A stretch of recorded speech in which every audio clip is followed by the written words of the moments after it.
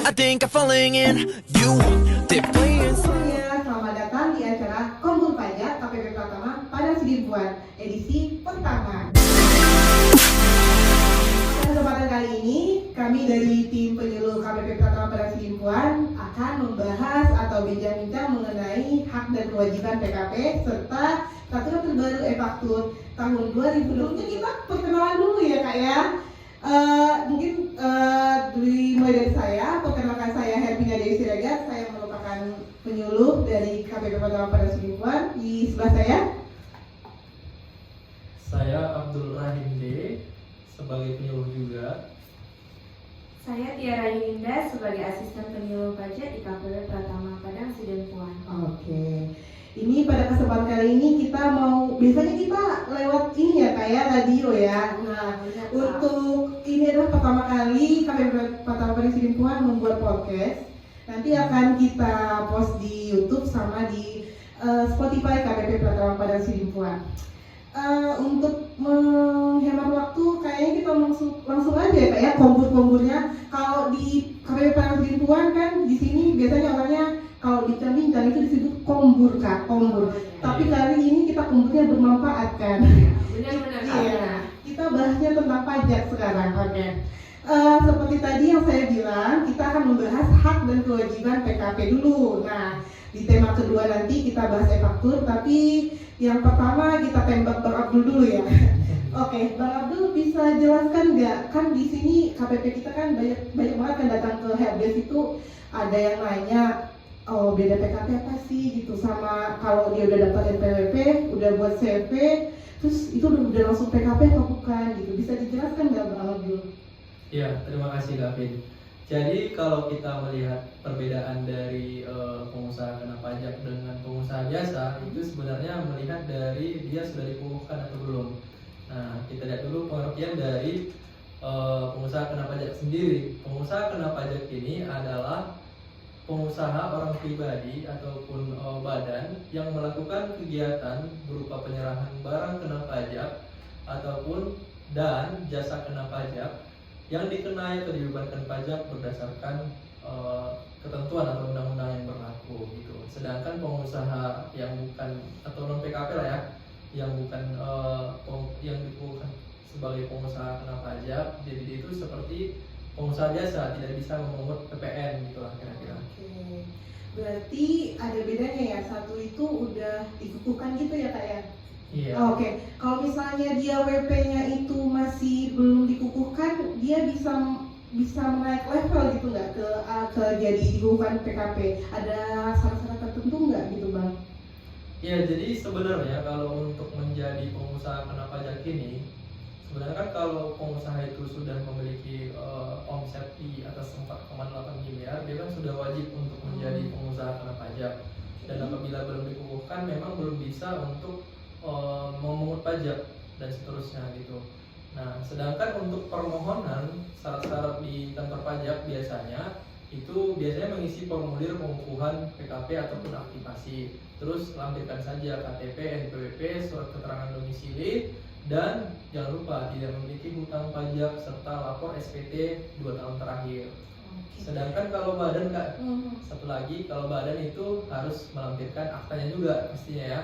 Akta pendiriannya serta NPWP badan dan NPWP pengurus. Jadi kalau mau jadi PKP tadi tuh harus melakukan permohonan ya Bang Abdul ya. Kalau boleh tahu itu untuk jangka waktunya untuk pengukuhannya berapa lama ya kira-kira? Jadi kalau pengukuhan dari PKP ini sendiri sudah dimasukkan ke pelayanan ataupun ke loket kita lah ya, pelayanan terpadu, itu 1 hari selesai untuk pengukuhan PKP-nya. Hanya saja untuk aktivasi akun dan sertifikat elektronik ya, karena itu kan menggunakan sertifikat elektronik untuk kegiatan-kegiatan online-nya. Jadi itu butuh 10 hari dari petugas khusus gitu. Oke, berarti kalau untuk pengukuhan PKP-nya itu 1 hari, tapi kalau untuk sentelnya Itu 10 hari. 10 hari gitu ya, dicatat ya Bapak Ibu ya. Nah, sekarang tadi udah kita jelaskan cara permohonannya. Kalau misalnya tadi udah perbedaannya ada, kalau di bagian kewajiban gitu kan kata kita bahasnya hak dan kewajiban ya. Ada nggak kewajiban yang lebih gitu dari wajib pajak biasa tadi, Bang Abdul? Oke, jadi sebenarnya kalau kita ngomong tentang hak dan kewajiban, kita masuk saja dulu ke kewajibannya. Oke, kewajiban dulu ya, baru hak ya. Baru diminta haknya. Jadi kalau kewajibannya itu sebenarnya udah simpel aja, yang aja 3M gitu. 3M. Memungut, menyetor, melapor. Jadi kalau sudah dipungut atas transaksi BKP ataupun barang kena pajak ataupun jasa kena pajak, itu harus dipungut oleh pengusaha kena pajak, lalu menyetorkannya ke kas negara serta melaporkannya ke kantor pajak tentunya melalui sistem online. Sistem online. Iya. Jadi ada 3M, memungut, menyetor, dan melapor. Melapor. Sedangkan haknya, hak dari wajib pajak ini sendiri, pengusaha kena pajak, jadi itu dapat melakukan pengkreditan pajak masukan yang akan yang mengurangi pajak keluaran dari pengusaha kena pajak tersebut. Dan jangan lupa apabila terdapat kelebihan dari pajaknya itu bisa direstitusi juga ataupun dikompensasi. Restitusi maksudnya dikeluarkan dari kas negara, sedangkan kompensasi itu dipindahkan. Oke, tapi kalau untuk restitusi sama kompensasi ini itu apa semua wajib pajak bisa atau tidak ya Bang Abdul ya? Kalau restitusi kompensasi ini sebenarnya semua wajib pajak bisa, cuman kalau untuk PPN ini sendiri itu memang khusus untuk pengusaha kena pajak. Oke, jadi dia restitusinya PPN ya, jadi per bulan atau setiap bulannya atau sekali setahun atau gimana Bang Abdul kalau restitusinya? Jadi ada beberapa kemungkinan ya Kak ya. Jadi kalau seandainya dia memang pengusaha yang memenuhi kriteria, itu bisa tiap bulan. Tapi kalau tidak memenuhi itu biasanya di akhir tahun. Di akhir tahun ya, berarti di bulan Desember ya? Iya, di bulan Desember. Oke, ada lagi tidak yang lain Bang tentang PKP ini? Mungkin keuntungannya ya. Sebenarnya kebanyakan dari wajib pajak ataupun pengusaha itu dikukuhkan menjadi PKP itu karena memang ada bisa tadi memungut pajak lahan PPN, terus bisa restitusi juga dan sebagainya. Namun sebenarnya kebanyakan dari pengusaha kena pajak ini karena melakukan kegiatan penyerahan barang kena pajak ataupun jasa kena pajak ke BUMN ataupun BUMD ataupun rekanan pemerintah gitu, baik daerah, pusat maupun desa gitu. Oke, gitu ya. Berarti saya rangkumkan tadi yang pertama itu ada bedanya PKP sama bukan. Nanti kalau misalnya dia sudah di atas 4,8 dia diwajibkan untuk PKP. Kalau misalnya masih di bawah tapi ingin PKP, dia bisa melakukan permohonan ya. Iya, tetap bisa. Oke, tadi ada 3M ya tadi, 3M. 3M. Apa tadi ya? Saya agak lupa. Bisa diulang dulu. Iya, jadi 3M itu adalah memungut, menyetor, dan melapor. Oke, memungut, menyetor, dan melapor. Jadi ada 3 tambahan ya kewajiban yang harus dilakukan oleh PKP. Oke, itu tadi sebenarnya kita udah menjelaskan hak kewajiban. Cuma tadi kalau misalnya ada mendengarkan tadi tentang pelaporan tadi kan, itu pelaporan itu tadi katanya secara elektronik gitu ya. Nah, di sini kita akan masuk ke tema kedua, yaitu tentang peraturan terbaru tentang e-faktur. Jadi Bapak Ibu harus tahu kalau sudah PKP itu wajib harus sudah bisa e-faktur ya. Nah, di sini Kak Tiara akan menjelaskan tentang peraturan. Kita langsung aja ya Kak Nina. Oke, langsung aja. Kawan pajak, jadi mulai dari tanggal 1 April 2022 itu berlaku peraturan Direktur Jenderal Pajak yang terbaru yang mengatur tentang faktur pajak. Dimuat di dalam Per 03 tahun 2022. Nah, adapun beberapa hal yang melatar belakangi pemerintah atau khususnya Direktorat Jenderal Pajak menetapkan peraturan ini, itu yang pertama karena aturan yang berlaku sampai dengan sebelum berlakunya Per 03 ini itu masih mengatur hal-hal yang bersifat manual dan belum terotomasi gitu ya. Jadi sudah nggak relevan lagi, dimana kita sama-sama tahu sekarang ini kan kita sudah berada di era digital gitu. Jadi perlu adanya aturan baru yang mengatur secara digital juga gitu. Kemudian adanya tumpang tindih regulasi Kak Vina, dimana kita ketahui bersama setidaknya ada 4 aturan di level Perdirjen itu sendiri yang mengatur mengenai faktur pajak. Nah, jadi dirasa oleh DJP sendiri itu perlu dilakukan simplifikasi.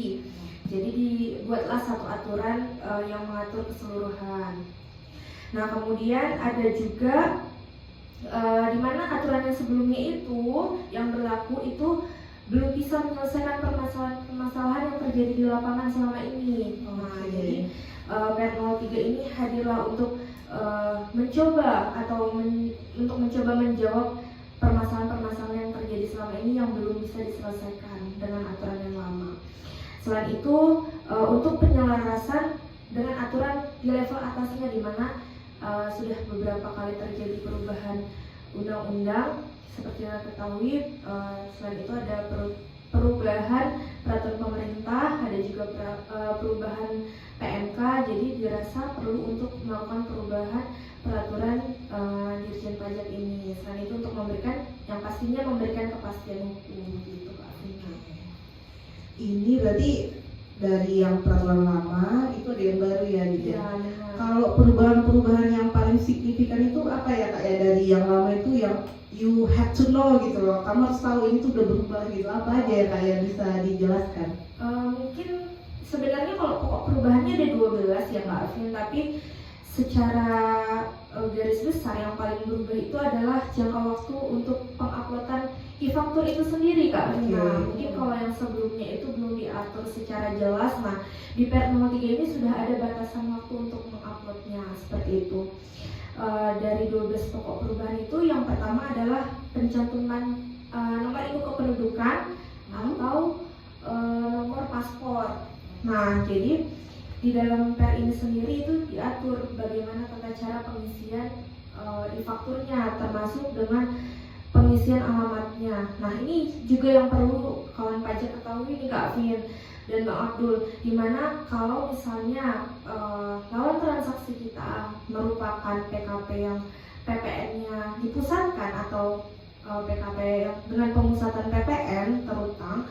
Nah, itu ketika PKP A melakukan transaksi dengan PKP B, di mana PKP B ini melakukan pemusatan terutang, berarti kan alamatnya nanti tetap sesuai dengan alamat surat terdaftarnya ya, surat pengukuhannya.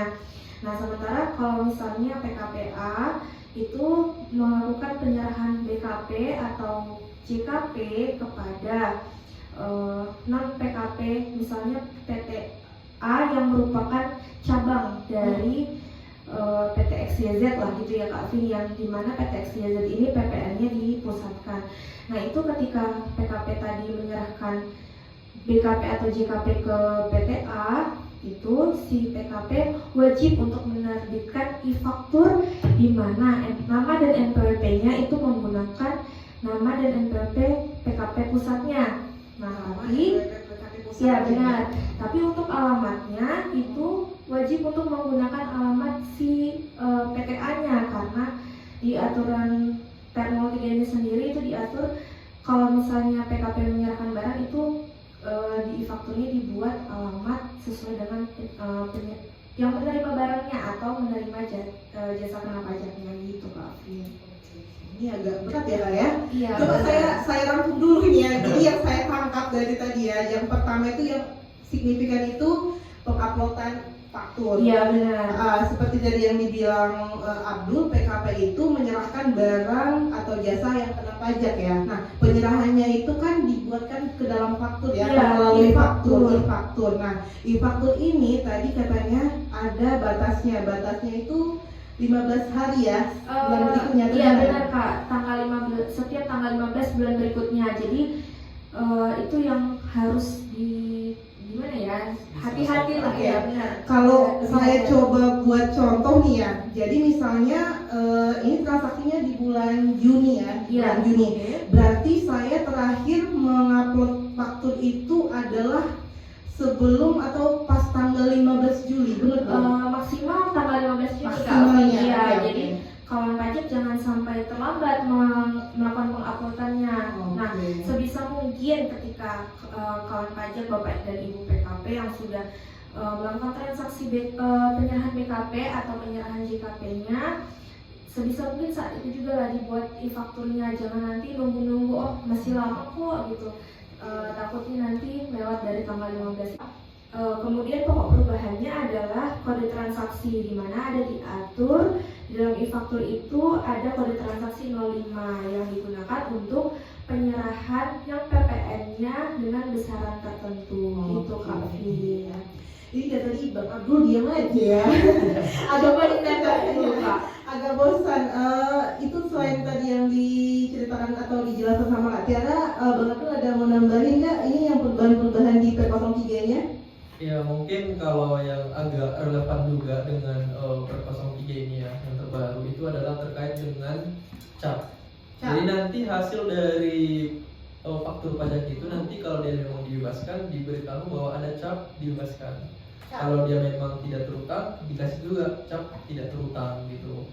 Jadi memang udah difasilitasi ada capnya begitu. Terus ada juga terkait dengan sengketa pajak masukan. Jadi kan dulu kadang-kadang ya faktur pajak itu tidak dapat diakui oleh PM-nya oleh pembeli karena faktur pajaknya tidak lengkap gitu kan. Jadi dengan adanya aturan ini diperbarui lagi gitu kan agar menyelamatkan PM-nya dari pembeli itu supaya bisa tetap digunakan gitu. Terus yang terakhir adalah bukan pengaturan baru ya, jadi pengaturan yang lama itu ditanamkan lagi Pengaturan kembali gitu. Iya, pengaturan kembali di Per 03 bahwasanya ada pengusaha kena pajak pedagang eceran. Memang ditanamkan lagi di Per 03 ini sendiri gitu.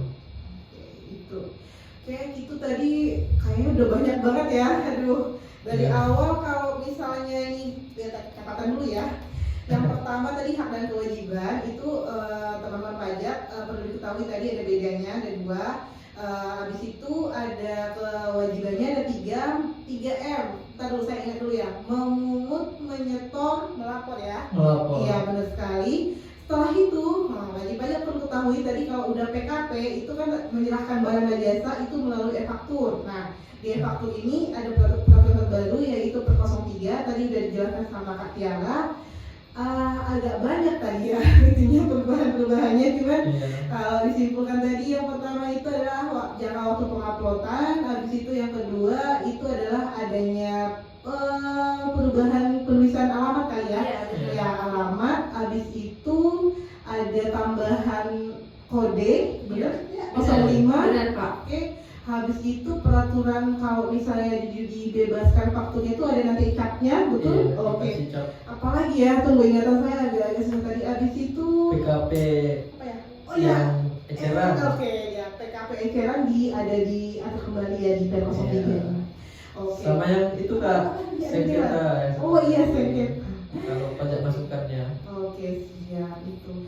Ada yang kurang lagi nggak dari yang saya sebutkan tadi? Pengisian jenis BKP,